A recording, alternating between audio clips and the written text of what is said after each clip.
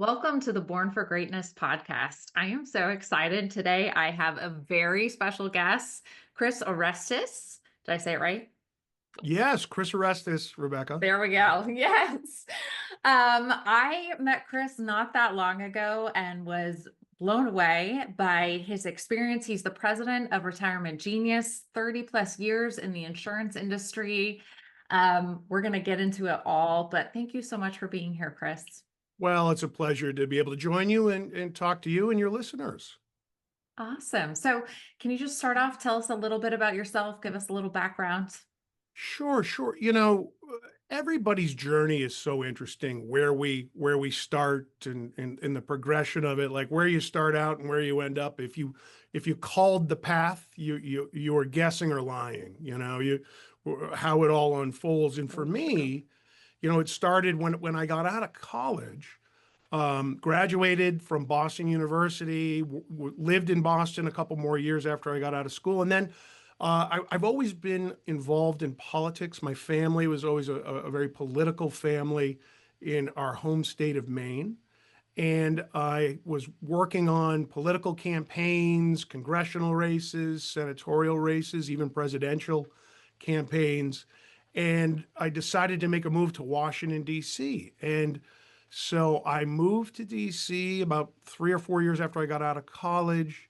And when I showed up in town, I actually started working for a brief time in the White House, then moved over Wow. to work on Capitol Hill for the Senate Majority Leader's office.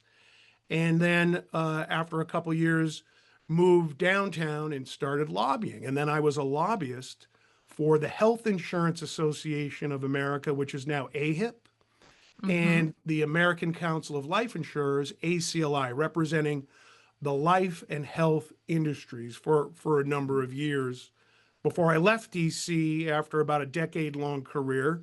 And then we started a company focused on how could we help seniors pay for long-term care, senior care services that had not adequately prepared for that Mm. eventuality.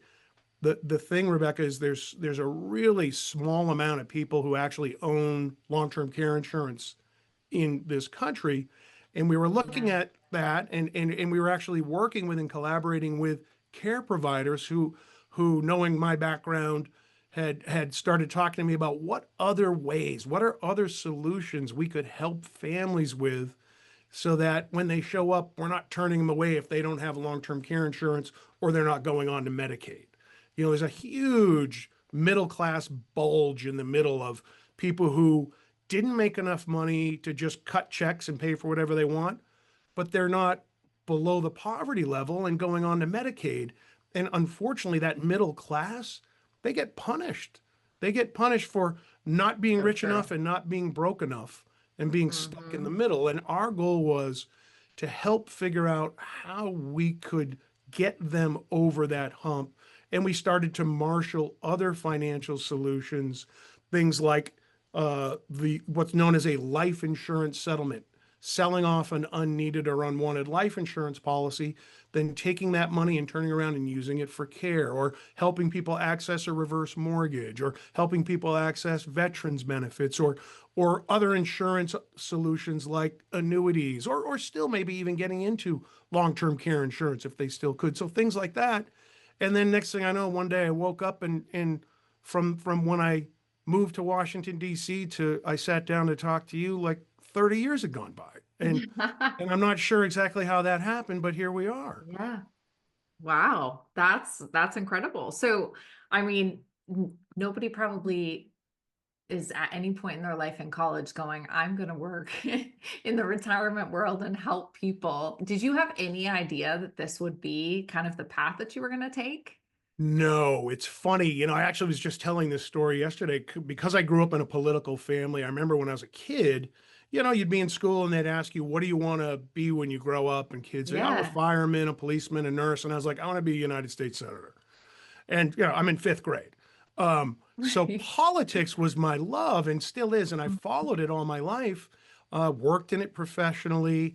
But what happened was being in politics, the doors were opened to the issues around retirement, senior care, healthcare reform, things like that. I got very involved in and saw how critical the need was back then, let alone Mhm. today. It is even more of a crisis situation now than ever before. And so a big part of what we've done with Retirement Genius is we've acted as a platform to help educate consumers and Mhm. advisors on how they can access solutions to help their clients addressing the unique financial challenges that come from aging and declining health.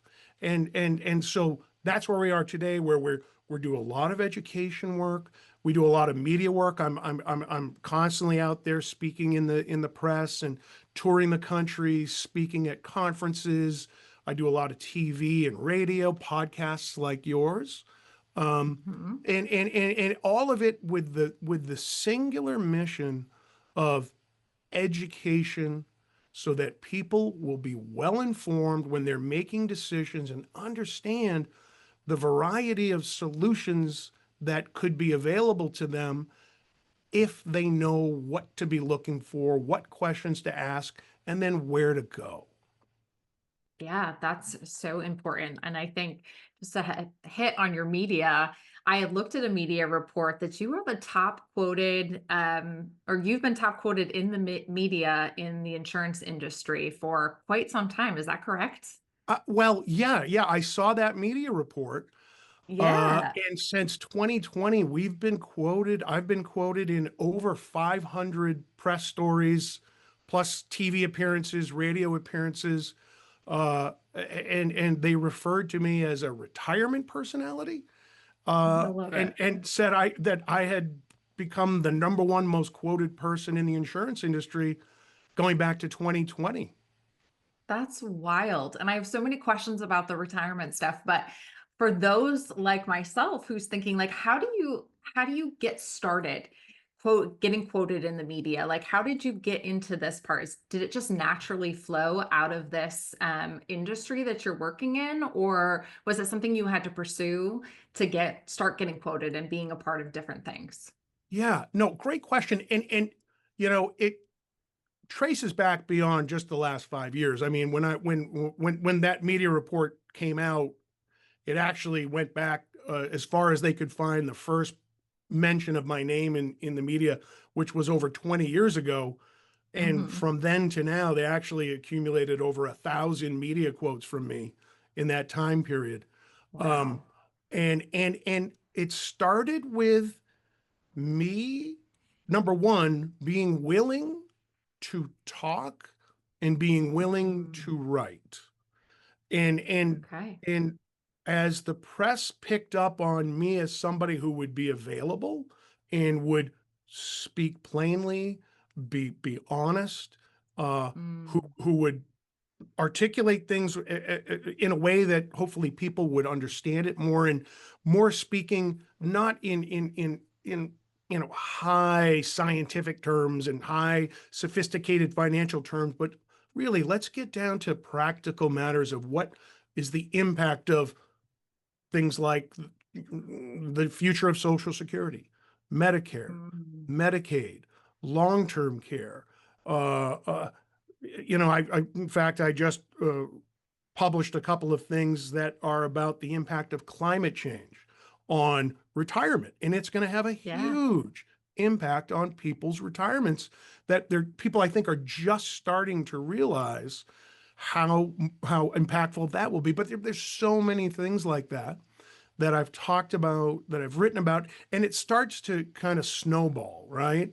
Well, Mm, once your name is out there, once you've become available, uh, more and more press will reach out to you and ask you, could you quote on something? Could you answer some questions? Would you be willing to do an interview? And my answer is always yes. I'm always willing to talk. love it. I'm always willing to share. I'm always willing to Mhm. communicate because, again, it goes back to our primary mission. It's what can we do to educate the consumer and advisors so that everybody is making well informed decisions And so to do that, you got to get out there and you got to be talking. If it's a saying I've always said is if you're waiting at home for the phone to ring, it's probably Mm, not ringing that much.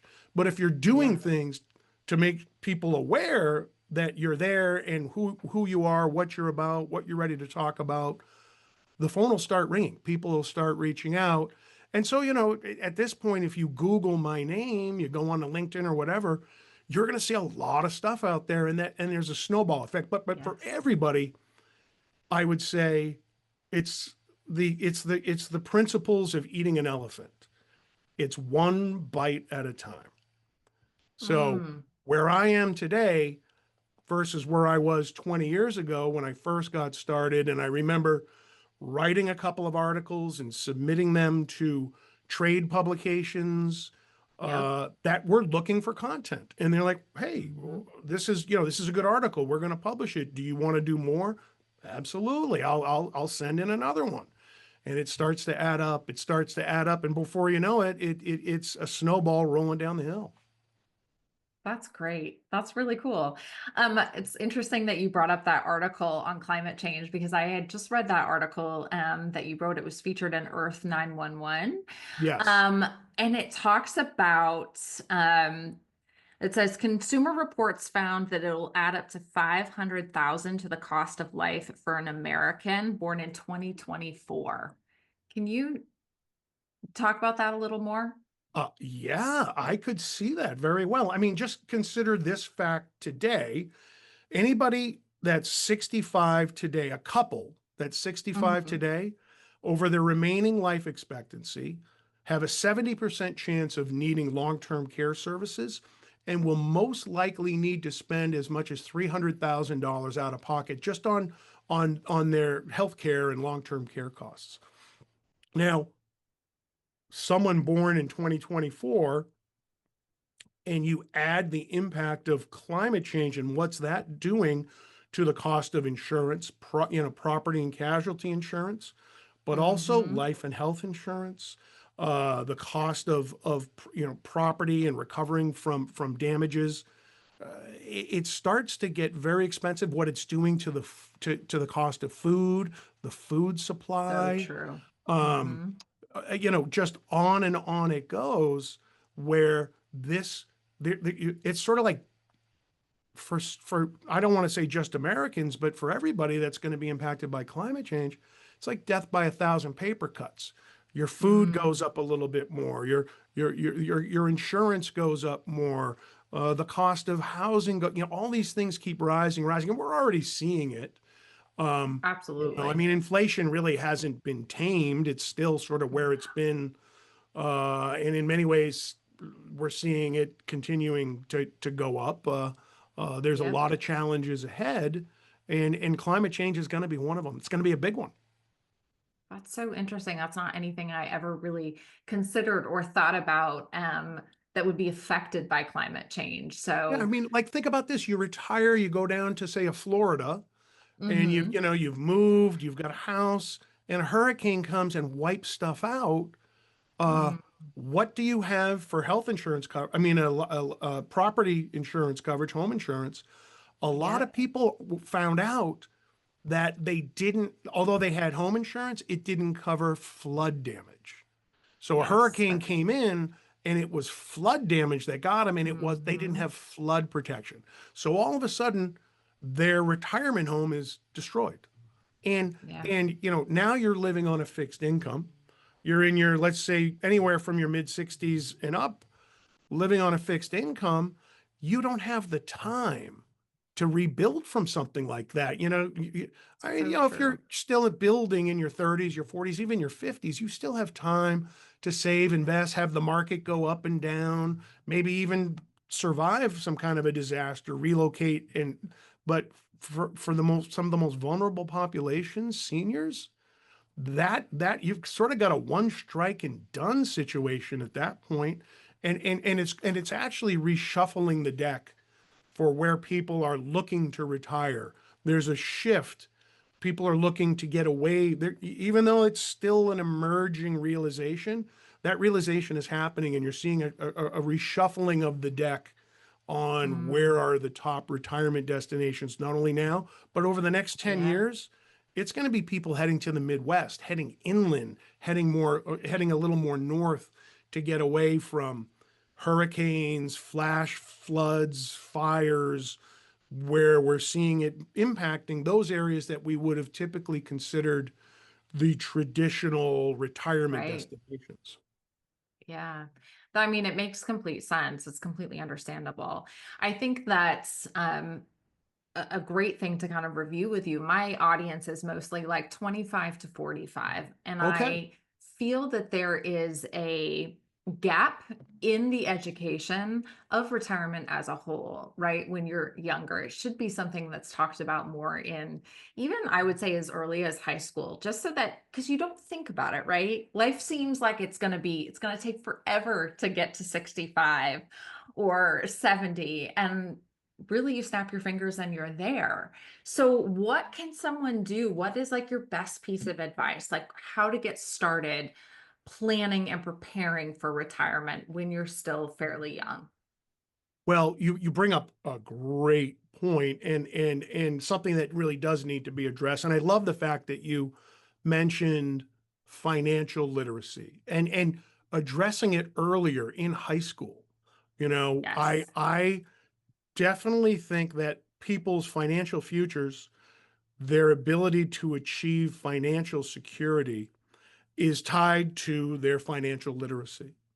And if you Absolutely. understand what saving and investing and tax implications are and what credit is all about, you're going to do Yes. much better than somebody who's just, playing everything by ear and just winging it and going about their lives. The Hmm. the the if you're younger, if you're in your 20s through your 40s, let's say that get 25 to 45, Yep. then if you have a job that offers a 401k, you need to be Hmm. taking full advantage of that. You need to be maxing that out.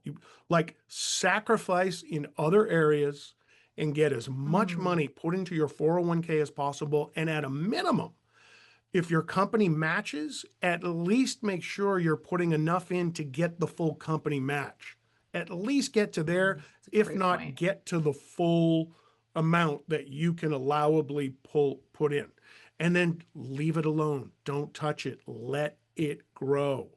If you started Yes. putting money into a 401k in your 20s and you can, Hmm. or even an IRA, let's say you don't have access to a 401k, but you're self-employed or you're working in something that you could Right. be using your own IRA, be maxing out those savings, leave them alone because guess what?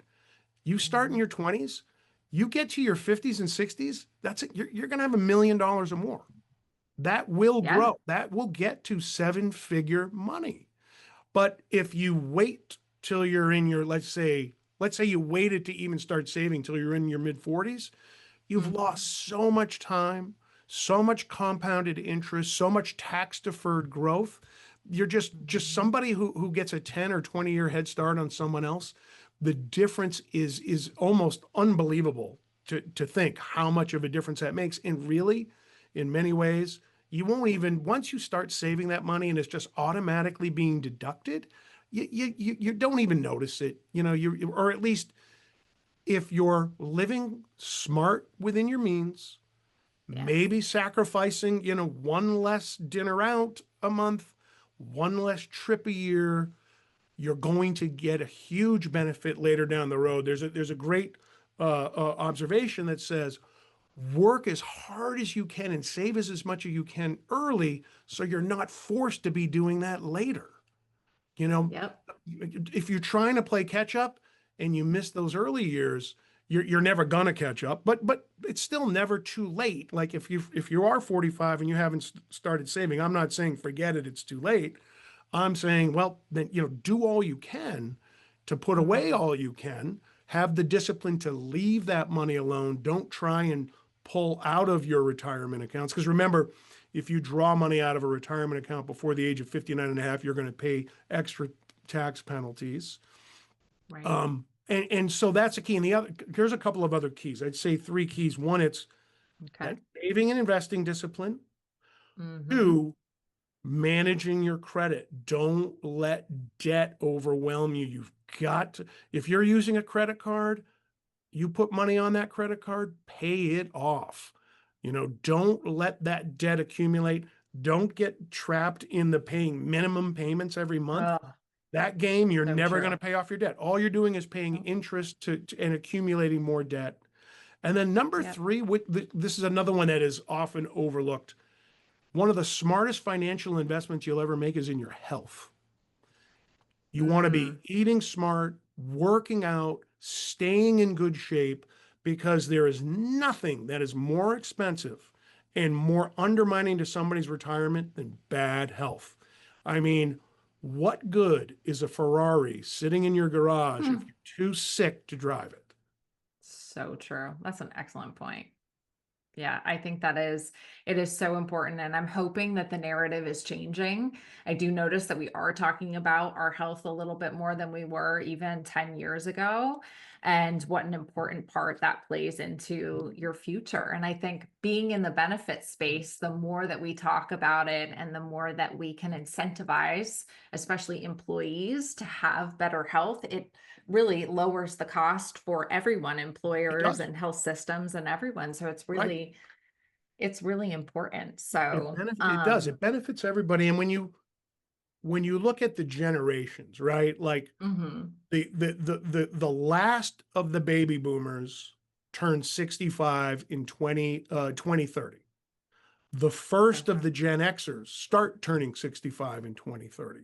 So we're 4.5 years from every baby boomer is now 65 and older, and the first Gen Xers start turning 65. Then you've got the millennials, and now you've got Gen Z coming into the workforce. And I will say this, when it comes to yes, watching the behaviors of the generations, and I have up close personal observations because I have four sons, and there are oh, four Gen wow, Z boys between the ages of 19 and 27, okay, excuse me. And they are very cognizant of finances and very curious about finances and wanting to build their credit. Like I was talking to one of my boys a couple of days ago, and he didn't want to talk about, fishing or a game. He was like, Dad, guess what my credit score is? You know, that's amazing. they're working to build up their credit scores, to get money into investment vehicles. They're thinking about how are we going to buy properties.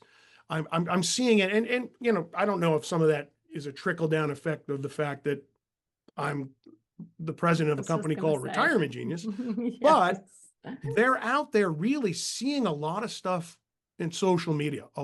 There's a lot out there talking about being in good health and having solid finances. And I feel like maybe we're seeing a turn with the Gen Z generation and maybe the younger millennials to be more on top of it, more astute. But as a nation, our savings rate is very low. Our yes, debt rate is very high. We have a higher rate of seniors with debt as they retire than ever before. um, health, our Americans' health, obesity factors are among the highest in the world. Those are some big red flags, but I'm hoping the younger generation seeing some of that is doing more in the early stages to be in a better position than maybe some of our contemporaries are over now and through the next 10 or so years. yeah, I do think that overall we are educating, I think, better, and there is more education out there as a whole. Before, I there was just less of it, and it was harder to get access. Of course, having the internet on your phone does Right, wonders, right? right.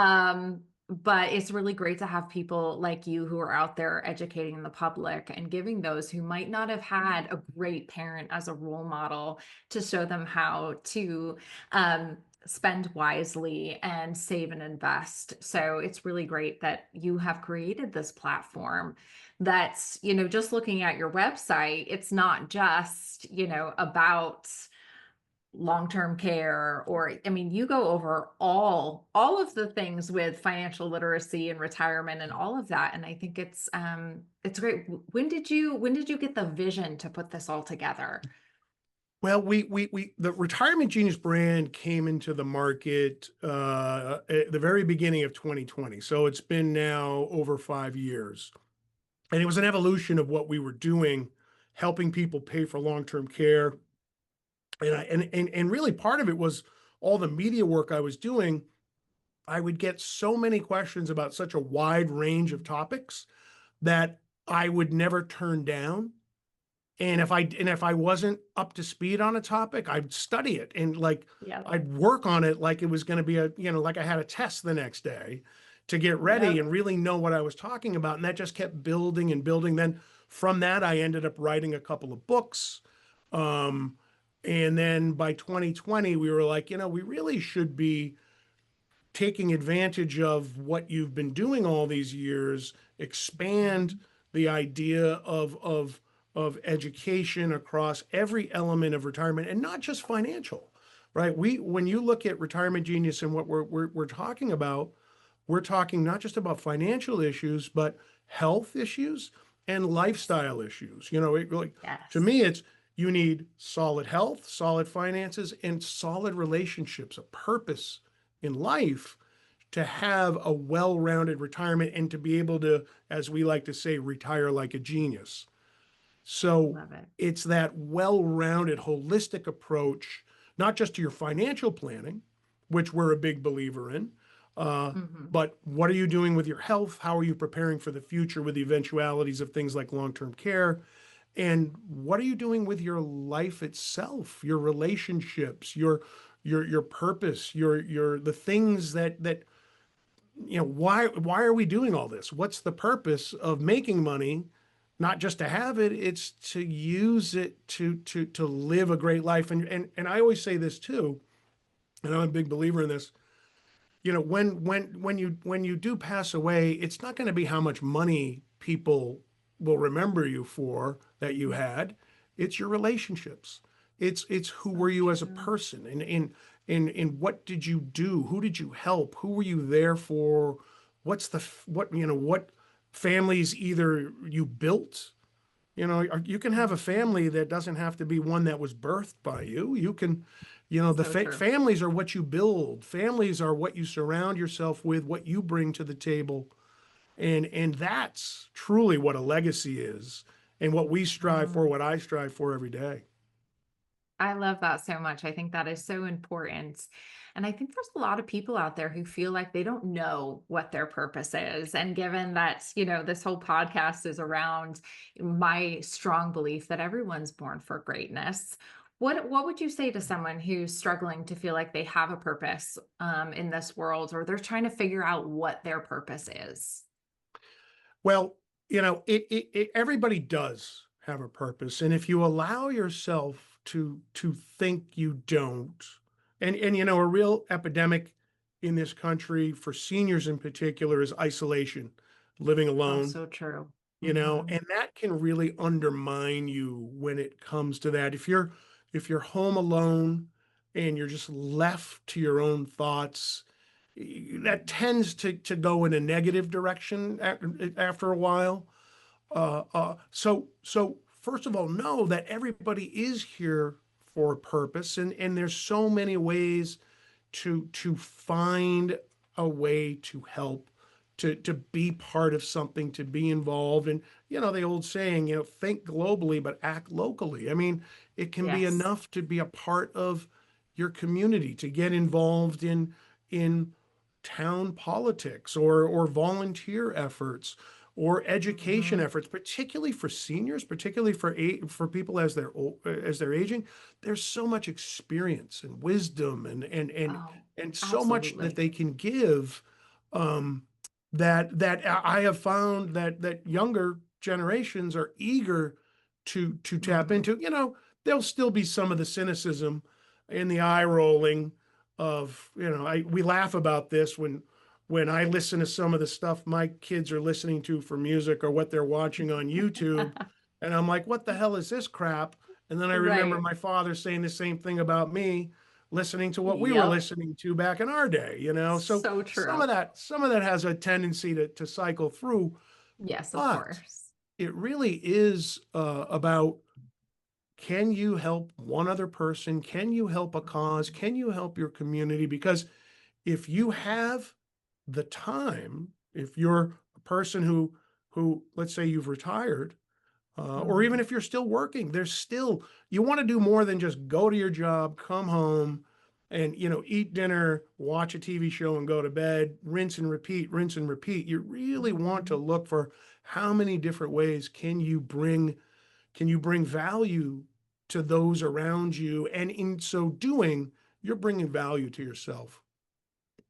That's really great advice. I love that. And that is so true. It doesn't have to be, this big thing in order to be impactful. And I always say that it's sometimes it's the little things, it's the smaller acts of kindness that can impact not only somebody else's life, but your own.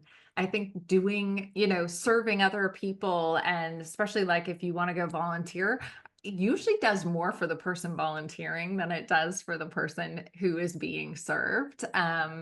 So I always talk about that a lot because I think that's really You important. couldn't be more right. You couldn't be more right. It really, if you're a mentor, or if you're a volunteer, if you're an Yeah, educator, if you're being involved in civic leadership, that really brings so much back to yourself. As you're giving, you're getting. absolutely. It is so true. So, can we talk about long-term care a little bit? Because I think a lot of people don't really understand, what does that exactly mean? What is that as a whole? So, are you telling me that my life insurance, my disability, all the things that I have in my standard benefit package isn't enough? Well, so everybody understands, long-term care, a very specific form of care, which you would access typically because you have a loss of two activities of daily living or more, which are known as ADLs. Okay, so there's Okay. certain activities of daily living that are a measurement by which, is somebody able to live independently or not. Things like, can you go to the bathroom by yourself? Can you bathe and shower by yourself? Can you make food for yourself? Can you dress yourself? And as people lose those functions, they then are put into a position where they are going to need assistance. Now, Mm, the majority of people would prefer to have that assistance remaining at home, which is known as aging in place. right. And there are ways to access home care assistance through companies, through friends and family. And then as the need for care increases, you might move from being able to have care at home to needing to maybe go into an assisted living community, where now you're living in an environment with other people that are getting food, receiving care. But assisted living is different than a nursing home, because a Right. nursing home is skilled nursing care. That is somebody who's reached a level of care needs that can only be administered by licensed care providers. Assisted living home care, you can be a non-licensed care provider and in an environment like an assisted living community, which quite frankly, some of these assisted living communities are incredible. They're like living in a Yeah. Ritz-Carlton. They're Right. beautiful, but they're expensive. All of this is an expensive proposition. And Mhm. a life insurance policy, uh, unless you have a hybrid life long-term care policy, there are hybrid policies you can buy that are life insurance policies, but once you hit the two ADLs or more, it can trigger converting the life insurance death benefit into a long-term care benefit. There's standalone long-term care insurance policies. Your disability insurance will not cover long-term care. A just standalone regular life insurance policy will not cover long-term care. Medicare and Social Security do not cover long-term care. There's Mm. only three ways to cover long-term care. Either the government's going to pay for it out of Medicaid, To Okay. qualify for Medicaid, you have to be below the poverty line. The Medicaid is for people who are, it's for the poor. Now it's Right. evolved into the default payer of long-term care in this country, but people go through a process called a spend down. They get rid of their assets and income to put themselves below the poverty level so they can get on to Medicaid. But I warn everybody, be careful what you wish for. If you end up on Medicaid, you're now on Medicaid. You are now a Yeah. ward of the state, and they will So determine true. where you're going to go for care. It's most likely going to be a nursing home, and you're going to share a room with one or two other people. And that is not going to keep you at home with home care, and it's not going to move you into a beautiful assisted living resort almost style community. You're going into a nursing home if you're on Medicaid. Now, if you have a life insurance policy, you do have an option to, one of the things that we do, you have an option to settle that policy. You can sell the policy's death benefit and get a Mm-hmm. percentage of it paid out to you while you're still alive and use that for your Okay. long-term care. If you're the owner of a home, you could potentially tap into the equity in your home through a reverse mortgage or a home equity line of credit, a HELOC. If you have an annuity, if you Mm-hmm. own an annuity, you could direct that money that you're receiving on a monthly basis towards your care needs. If you have investments income, you could use that towards your care needs. But that's all private pay. That is all Right. where you're paying out of pocket, but that's where you can choose to remain at home, to go into an assisted living community. If you can afford the best, you're going to get the best. Hey, look, this is Yeah. America. In America, you get what you pay Mhm. for. Our healthcare system is a private market capitalistic system. You get what you pay for. And if you go onto government, you're gonna get that level versus what you would get if you were paying for it yourself. There are a number of ways to be able to do that and just understand the differences. Again, home care, assisted living, skilled nursing in a nursing home or potentially at home, memory care, and then eventually Oh, hospice care. okay. So at what age should somebody look into buying a long-term care policy? So long-term care insurance is typically bought by people that are if you're going to buy it on your own, Mm-hmm. you're probably at the youngest in your 40s, maybe your 50s, maybe even your 60s. Okay. You get past the age of 70, you're probably not going to qualify to buy a long-term care insurance policy any longer. Now, you mentioned benefits, employee benefits. So let's say Mm-hmm. through an employer, you can get life insurance, you should grab it. You can get disability insurance, you should grab it. And if they offer any kind of a long-term care insurance policy through an employee benefit, grab it. Because that is the cheapest entry point into a long-term care insurance policy you will ever have the opportunity to take advantage of. And Yeah. remember, with any of those benefits, life, disability, long-term care, any insurance you get through an employer, if you leave your employer, you can take the policies with you. You just got to take over paying the premiums. But if you Right. got a long-term care insurance policy through an employer and then you kept that, that is one of the smartest financial moves you would ever make. Interesting. Again, something that I feel like I personally wouldn't have known prior to today. So that's really great information. I love There we that. go. We're doing our retirement genius work. I love it. I love it. That's fantastic. Do you see that benefit offered from employers fairly often? I don't think I've seen it very much. It's out there. No, it's part of group benefit packages, but every group benefit package is different. Of Um, course, you yeah. know, all employers look at different options for what they're going to offer. Um, but if you are working for an employer that offers long-term care insurance, I am telling you, Get it. grab it because you will never have a cheaper opportunity to get your hands on long-term care insurance for the rest of your life. And because you're buying it with a group, you don't even have to be underwritten. Now, if you're trying to buy Sure. long-term care insurance later down the road by yourself, now it's going to be based on your age, your gender, your health.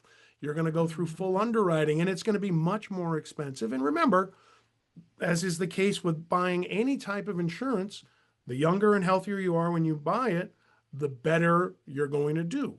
If you wait too long, as you get older, as your health is changing, it becomes much more expensive, and you even can get to a point where now you can't even get it. You're just going to be declined. Yeah, that's so true. That's really good advice. Good to look out, especially I think that's something like when you are maybe like 30 and you see that offered as a benefit, it's one of those things you write off because you don't know the benefit of getting and purchasing early on. And so I think that's really great to let people know. Yeah, and Rebecca, on top of that is most people either don't think it's ever going to happen to them, and it So true. is. For most people, it will. And Mhm. that if it does, I don't know, something pays for it, it gets taken care of. It doesn't. Social Such Security a good does not point. cover any kind of long-term care costs. Medicare does not. Life insurance does not. Um, um, you know, it's long-term care insurance, a life insurance policy that's a hybrid, or if you're older and sicker and you own life insurance, you can settle that policy through a life settlement, get money out of it, and use that towards your care as so those are kind of your options there. Okay.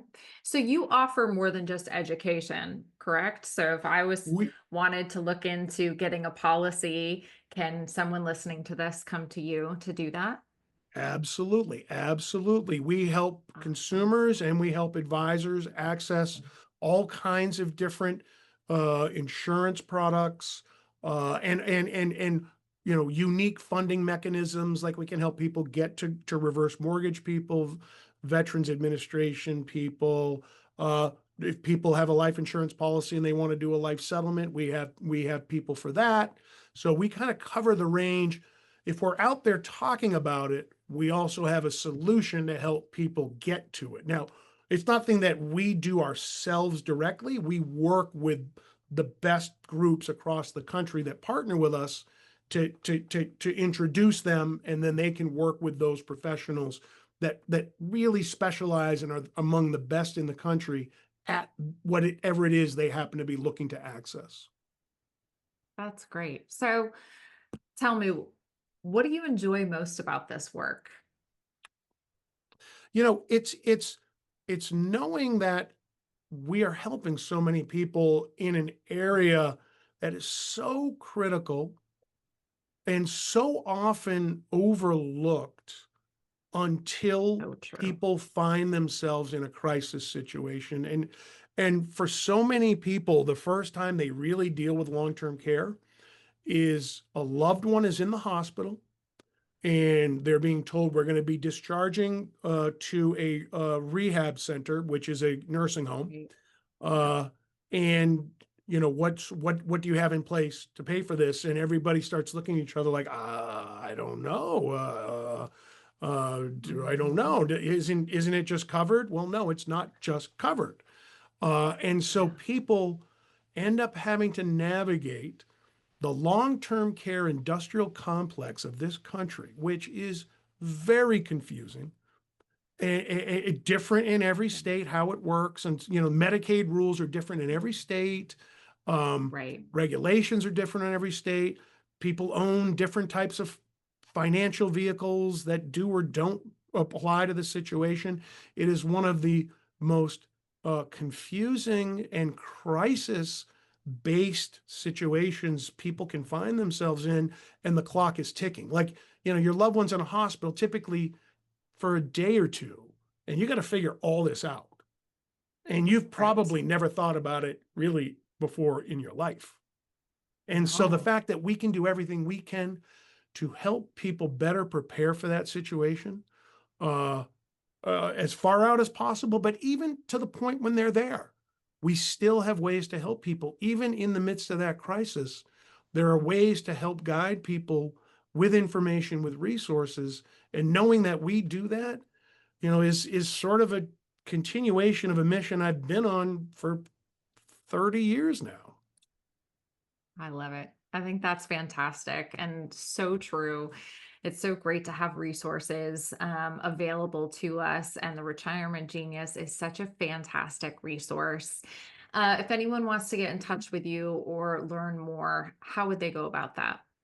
Well, we certainly invite you to visit our website. That's the best way. All our information's there, and all those resources are there. Great information to read, videos to watch, news articles, everything that you would want is there. And then all our contact information is there. So simply enough, just go to retirementgenius.com. Retirementgenius.com. I love it. Thank you so much, Chris, for joining me. This was fantastic. I know I learned so much, and I really appreciate you taking the time out of your day to join us. Oh, it's great to be here, Rebecca. And you know what? I hope we get a chance to do this again. We I barely agree. scratched the surface of this topic. Let's get some time on the books down the road and pick up again this conversation.